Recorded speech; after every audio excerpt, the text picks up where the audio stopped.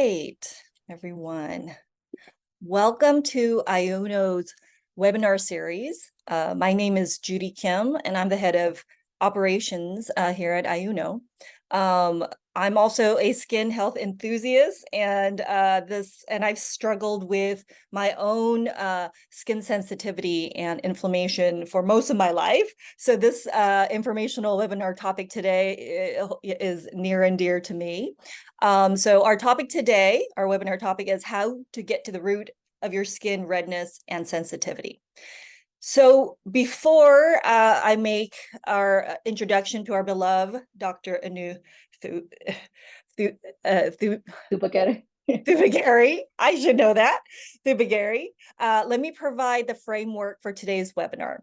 We're going to provide about a 30-minute informational session on our topic, and then we're going to have a quick announcement on the skin detect test entries, and then we're going to close with about a 10 to 15-minute Q&A session.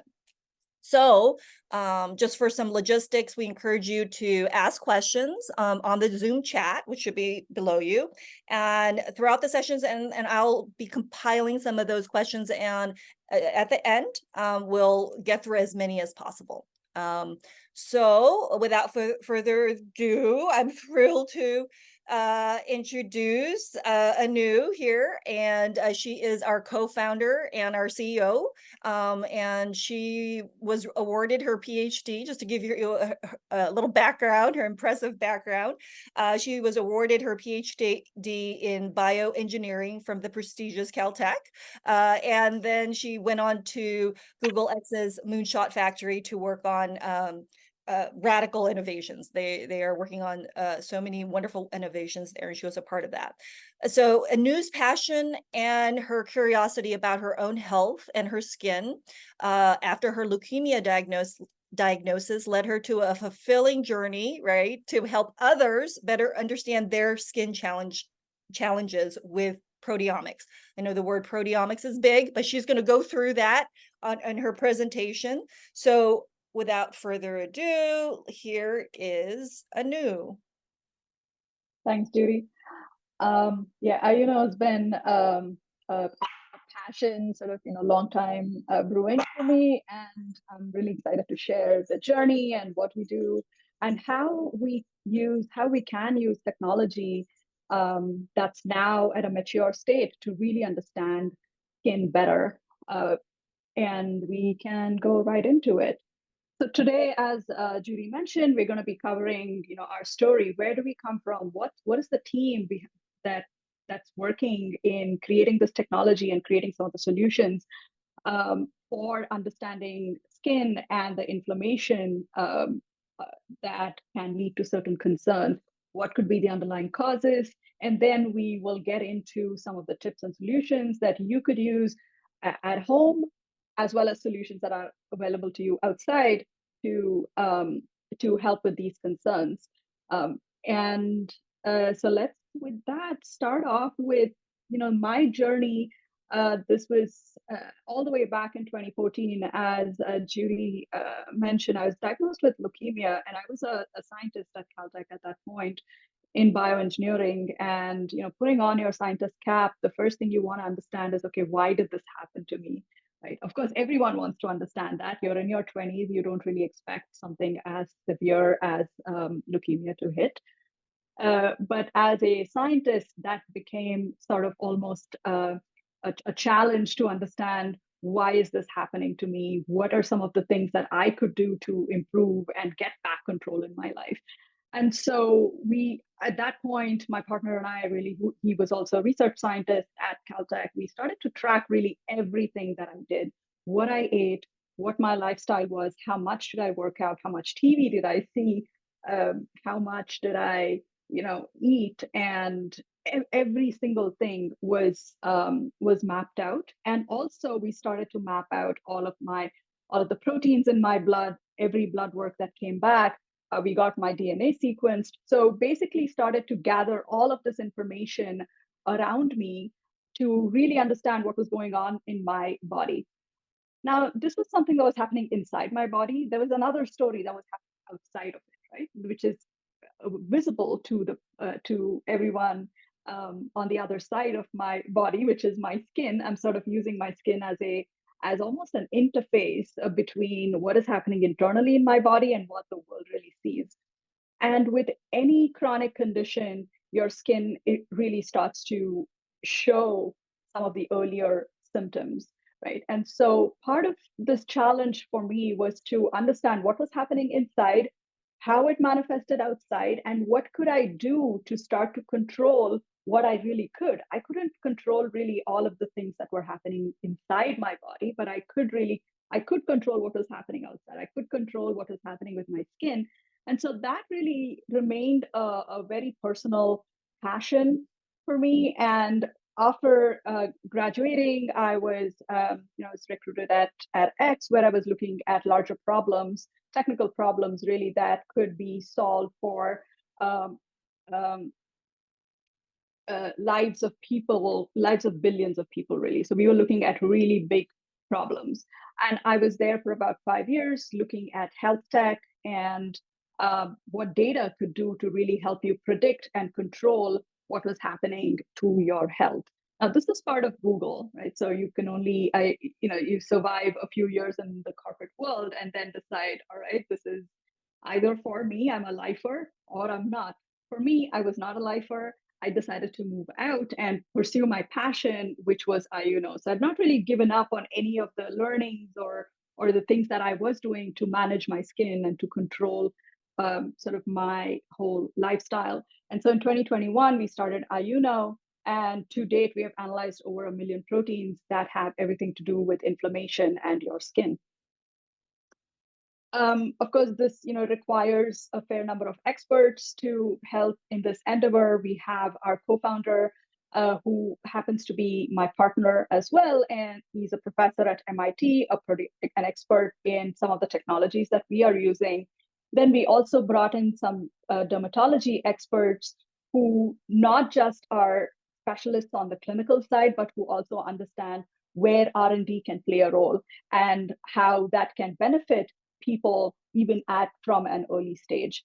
And of course, skincare is all about experience, and we cannot provide a good experience without an expert like Shahan here, who comes from over 40 years of experience in companies like Clinique and Estee Lauder, to just name a couple. Now, with that, I want to get into the science of it, right? This is why you're all here. Like, why are we measuring skin inflammation?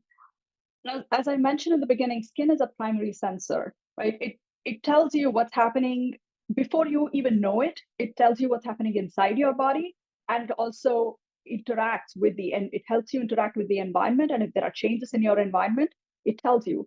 Just a small anecdote: I moved from Boston to California. Well, actually from India to Boston to California. In India, I had really oily skin, right? And I moved to Boston, humidity is high, my skin remained oily. And then I moved to California, where it's a desert. Moved to LA, and there the climate is dry. It is a desert, and my skin turned dry because of it. But the interesting thing here was it wasn't my skin didn't turn dry. It was actually dehydrated because of the climate.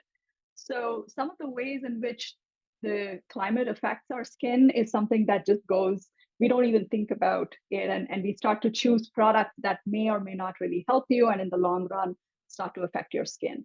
So this is what part of the reason why we think of skin as a primary sensor. Listen to what your skin is telling you and work with it to keep your skin healthy. Right now, your skin is also um, a barrier against external elements, right? Whether it is bacteria or viruses or any of those things, your skin has its own innate immune system. So it's helping keep all of these bugs out. It is also helping you keep things like UV out, right? It's reflecting off UV rays. And so your skin is really your barrier to the external elements that you really need to take care of. The other important aspect of skin is that its function, um, whether it is regulating your body temperature, it has the most number of nerve endings in your body, right? You feel your touch is one of the most um, exciting of senses, I would say. So when your skin function is as dictated by your biology is quote unquote normal for you, it is improving your quality of life. Like you're not in pain, you're not, just as you can feel the the touch and the sensations, you can also feel like the irritation and the burns, because your skin is so sensitive to all of these components. The other aspect of this is premature aging, right? Just like any organ, your skin ages. The thing about skin age, though, is you can see it. You're watching yourself age every single day. Two, it is like, since it's a barrier and an armor for you, the faster it ages, it is actually it is not able to perform its function. So your inner organs are also suffering because of that. Now, imagine when you see a banana with really brown spots at the supermarket, unless you're going to make some really tasty banana bread, you're not going to get that, right? You want a banana that's spotless in a way, right? Why is that? Because intuitively, even if you don't know science, you know that if the skin of the banana is compromised, the fruit inside is compromised. It's the same with your skin, right? So you want to keep your skin healthy and strong and keep that barrier protection going. And all of this is, the root cause or the root of all keeping all of this healthy is in your inflammation. Like inflammation is good for your body to a certain extent because it helps engage your cells to grow. It's providing proteins, it's providing elements, it's bringing blood to the areas, to your skin for it to heal. But if that inflammation in your body gets higher, that's when you start to see all of these issues crop up and the barrier breaks down. And how do we measure inflammation, right? It's great. You've heard anti-inflammation diets, you've heard about inflammation in so many different contexts. But really, the question is, can you measure inflammation? And if so, how? Now, inflammation is something that's tied to your lifestyle, right? And so we want to see how what are some of these markers and how are they changing over time. Now, your biology, this is high school biology, the slide that I have, just to kind of remind you about the central dogma of biology, right? We are all born with our blueprint, which is your DNA, that doesn't change for the rest of your life, except in a few rare conditions. It does not change, right? And then that DNA is like, imagine it to be like a recipe book where you have a bunch of recipes. Now that those recipes, based on what your body needs, what is being provided to it, creates the dishes that are proteins. Now, the proteomics is really a measure or mapping of all of these proteins in your body. It gives you the current status of your body. Now, let's say you are 21 years old, partying heavily, working hard, drinking a lot. There's the proteins in your body are very different at that point because they have to help you keep up with that lifestyle. And then as you age, that may not always be possible. So the proteins in your body change to help you recuperate, and in some cases fails. And so you may have to perform some other sort of course corrections to get your body back into balance. And so that's why proteomics, or the mapping of proteins in your blood, is so relevant, because you can course correct, you can change your lifestyle and take some other precautions or corrective measures to bring your body back to balance. What do these proteomics actually tell you, right? It's in your body, it's in your blood. Why is it relevant to skin? One, it's the blood that's bringing all of these nutrients and other sort of communication proteins into your skin. Your skin is a bunch of cells, basically, right? It's your armor of cells, and for that armor to remain strong, there are some biomarkers that are involved in the communication as well as involved in bringing nutrition. And so for that, when we look at proteomics, we look at what are some of these biomarkers that are related to on two axes. One is the skin function and the other one is the skin barrier. Now, skin function basically is higher when your skin is well hydrated. Water is the essence of life, right? It's the same for your cells. Without water, they're going to dry up, cells are going to die, and your skin's going to stop functioning normally. And so we need to understand where your skin dryness is. And we also need to understand what your barrier, how strong is your skin barrier. And a measure of that is really your redness when you're Caucasian, which is much more pronounced. It could be sensitivity or other skin tones because it may not be visible. So this is a slightly more complicated parameter to understand the skin barrier. Now, if you are, there is a population where you are, the both of these two are balanced, and that's where you have sort of healthy skin. So this is my data set, and um, thankfully, I fall under the healthy skin population here. Now, with the other things, right? What else can we talk about when we look at these proteins? These are just a handful of proteins that we have here. These Some of them are interleukins. We have some stem cell factors and some growth factors and so on. This is just an example of the kind of proteins we can look at to understand inflammation. Now, all of these are present in your blood, right? This is something that your blood is a messenger in your body. It is sort of your uh, Wi-Fi system, if you will, between different organs, connecting them and taking information from one to the other. So if one organ's not performing well, it's taking that information to the other while also trying to correct how that organ is performing. And so as we look at some of these proteins, we're able to understand really how is your skin functioning? What is your skin barrier strength? And more importantly, what is your proteomic age?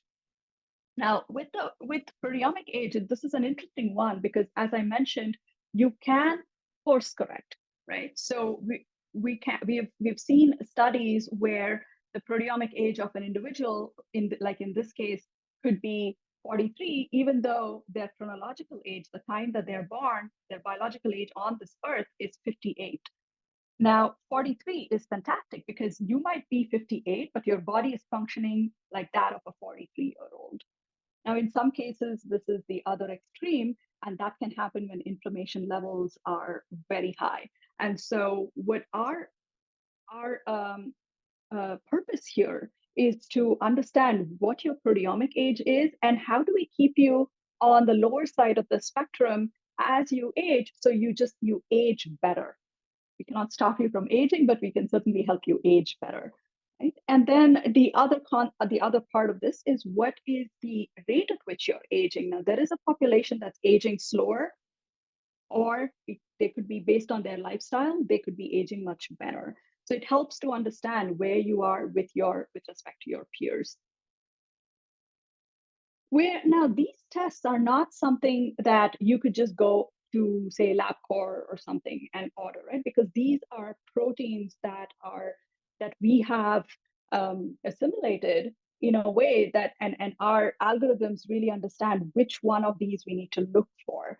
Now, just to give you a number, right, there are about 20,000 genes in your body. Each of those are making a protein or multiple proteins, actually. So, at the very least, there are about 20,000 proteins.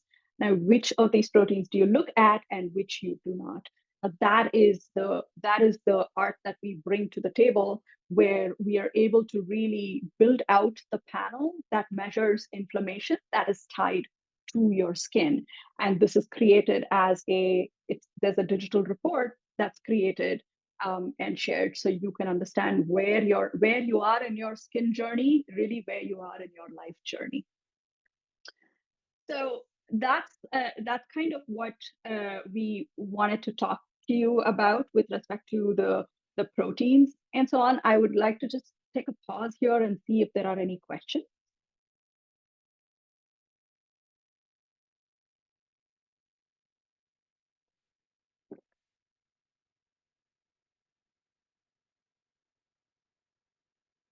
Fantastic. Okay. Uh, Clearly, I am doing a very good job of explaining, so there are no questions. So as we're, once you get your score, you understand, okay, these are my proteins, these are the levels. This is, and more importantly, this is what it means for my skin barrier strength, my skin function, and my age or my aging rate of aging. Where do I go next? What do I do? Um, and so for that, we think about it as, okay, where you are in your health journey. As we mentioned, there are certain course corrections that you can make with respect to um, nutrition, with respect to your activity levels, with respect to your sleep and stress management. Right? All of these really lead to which of your uh, genes are being translated to proteins and how they're affecting your body. So once you have a map of this, once you have your um, interpretation of the different levels of your protein, you can start to change some of these knobs. These are really in your control. So you can start to change some of these knobs and then take the test to understand, okay, did I do it right? Right now, maybe you are, you don't necessarily have a specific diet in mind, but you've always wanted to try a ketogenic diet. Now, is that really good for you? You don't know. So you take the test and figure out, okay, where I am and what did you do your diet, you follow your diet for a month, and you figure out your inflammation levels. Did they go down or up? In some cases, it could be, you may want to become a vegan, and veganism comes with its lifestyle challenges, of course, but it could be, there have been studies that show that it could be useful for some people. But are you one of those people? So that's something that we can really start to understand as you look at your inflammation. Now, with the others too, as the others are a little bit more trickier, but it's possible for us to understand that and also see its effects on your, not just in from your blood, but also on your skin. A person with a healthy lifestyle has healthy skin, and healthy lifestyle is something you define for yourself. It can be very different for each person. Now that's sort of a core. You do certain course corrections, something that you have in your control. Now, are there things that you could do that are available on maybe on the market today that can help you handle your skin better as you're like, there are certain levels of inflammation. You're doing the best you can there be just a little bit more that you can do? And that's where one of the things that we have worked on comes in, right? With skin solutions, the thing that one needs to understand is it's not just about what you put on your skin, it is how much of it you put and what else do you put.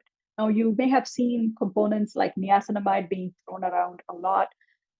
The question is, what else is in that bottle of niacinamide that you just got and you're putting it on your skin? Now, putting it on your skin is the same as, almost the same as eating something, right? It's the you don't your skin is literally absorbing everything that you are putting on it. So you want to be careful, and you also want to understand what is that right dose that's important for me. Like, it's not a one size fit all. What your problem is not my problem, or it is not another person's problem. So the problem for you to solve would be, what is that dose that I need for my skin? And I just wanted to touch very quickly on a new research topic that's come up, and something that we have identified and are creating products for, which we will talk about in our next webinar, are exosomes. Now, exosomes are communication tools that plants, microbes, your human body cells, all of these use exosomes to communicate with each other. So this is the best form of a delivery mechanism to get anything into your skin. And so that's something that we are working on, and we would like to introduce you in the next, in our next webinar. And if you are interested in learning more about what some of these ingredients are that we use, and what is the dose that we use, and what are some of the others, like you see these little ampules that our product comes in. Now, these ampules are very important because, one, it has the right dose for you, and two, because it's sealed off, you you don't have to have any preservatives, you don't have to have any shelf stabilizers, none of those. It's just pure gold, right? In some ways. So you just break open the ampule and you put it on your face. It's sort of a one, it's almost, think of it like a capsule for your skin. Now, with that, we've shared some information today. This was our very first webinar, so I was really glad to see the number of people who showed up, and we do want to offer you a chance to take the test with us. And I would love for you to, you can scan the QR code, or there's a link in the chat that we can drop if you are on your phones and you cannot scan the QR code. Fill out the form and we will send out the test to you. With that, I would like to open up the floor for any questions.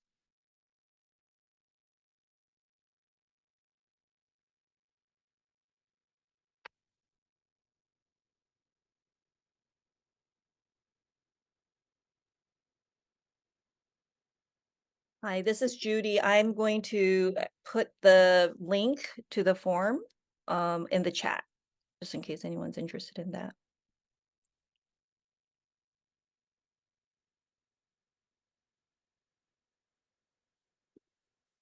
Now, before we set up the webinar, we had sent around a form to collect some questions from people who were interested in joining. And we can take this time to discuss some of those questions as you take time to fill out the form. One of the questions we got was, how did we identify these proteins? Now, proteomics has been around for a very long time, as long as we have known what blood can do. There has been some form of proteomics or the other, right? And we have over 200 years worth of data on this.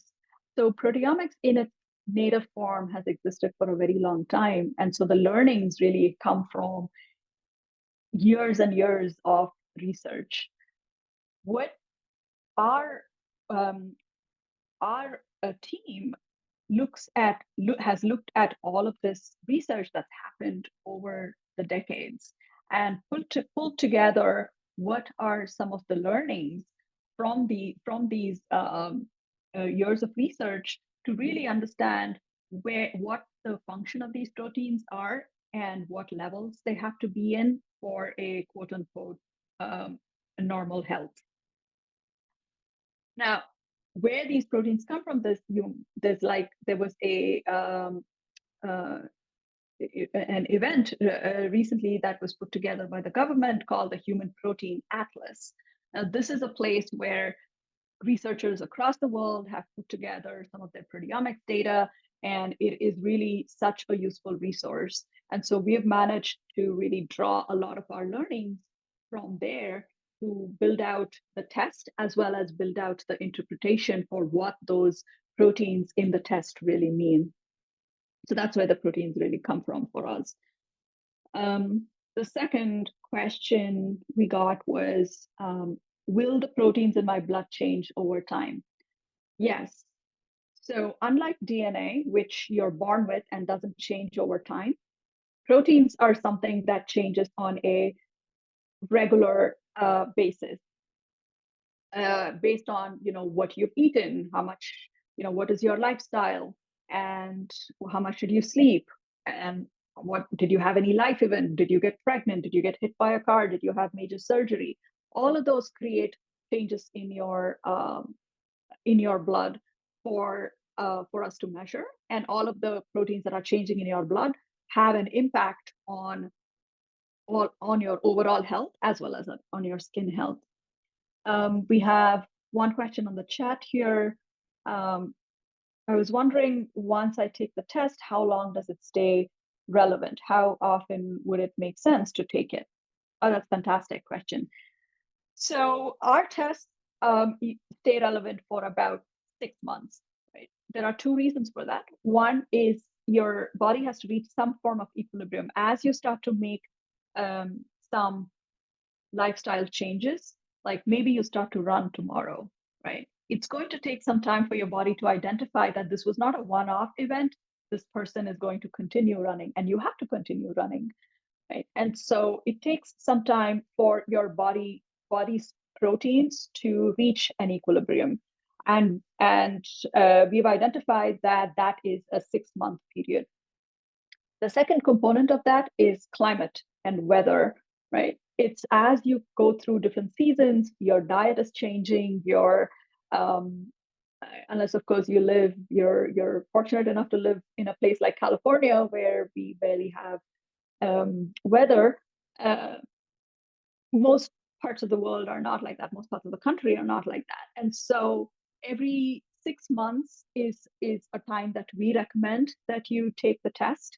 Now, if you're somebody who is serious, like you are going through a life altering event, like maybe you're pregnant, maybe you're healing from surgery, or maybe you are planning to change your diet, you're planning to go keto, or you're planning to take up to become a vegan, at that point, we can start to see with such very intense changes, we can start to see that effect in about 3 months. So if you're making any strong lifestyle changes, we recommend a test every 3 months. If you are someone like me who sort of, is a slow, changes in my life happen quite slowly, which is, I think, over 90% of our population, we recommend taking the test once every 6 months.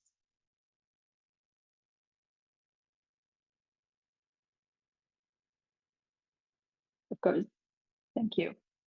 Um, so if So we have one last question. Like, how do I know what skincare will match my skin concern? I think this is again uh, a very good and interesting question, because your skin, what shows up on your skin, as we go back here, I just want to take a brief minute. These are of course very intense um, uh, examples. Most of us don't see such strong changes in your skin on a day-to-day basis, right? But there are early indicators, whether it is rosacea flare-ups to adult acne or to early stages of psoriasis. There are changes that are happening to your skin. It could be on the level on as we showed here. It could be on the axis of your skin becoming drier or your skin becoming more sensitive. So there could be multiple things that are happening, but for the most part, these two are very strong indicators of what's happening to your skin. Now, based on both of those um, metrics, the solution is going to vary. You have to understand whether you want to, are you working on improving your skin barrier? Are you working on improving your overall skin function? Are you working towards keeping your aging your skin in a better way? So there are lots of these components that come into play. Now, when you understand on the inside what is happening to your body, you can understand what kind of skincare you actually need.